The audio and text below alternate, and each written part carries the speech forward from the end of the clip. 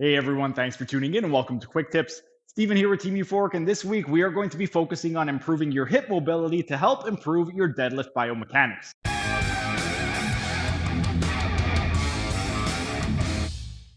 This second hip mobilization exercise is a progression to the straight leg raise mobilization from a couple days ago. And for it, we are going to be doing the straight leg raise with core activation.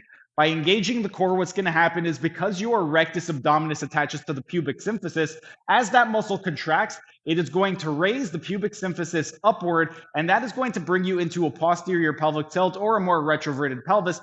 And that is going to allow us to get more hip flexion when we are performing the exercise.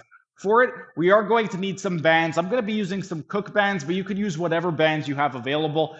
The setup is the exact same. You're going to be in a supine position, meaning you're going to be laying down on your back. And the only difference is for this one is that we are going to be engaging the core. So once you're on your back, you want to go ahead, grab a hold of your bands. And then from this position, in that supine position, we want to go ahead and straighten out our legs.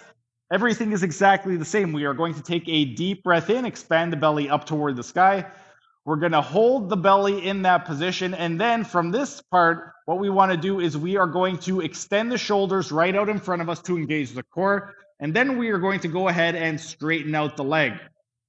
Once we've raised it as high as we can, we are going to exhale, try and get deeper into it, and then come back down and release the bands.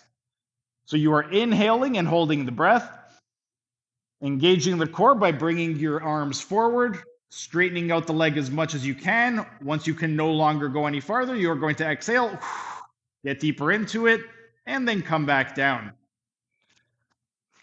As with the last exercise, we want to make sure that the toes are pointing up the entire time. You don't want to externally rotate the femur to the point where your toes point out, because that's going to allow you to cheat and get a little bit deeper into hip flexion, but it's going to be a faulty position. You want to make sure that your toes are pointing straight up. That way you could get as much hip flexion as possible to help with your hip mobility. But give that a try, and then in a couple days, we're going to be going over one more mobilization exercise for the hips to help improve your deadlifts.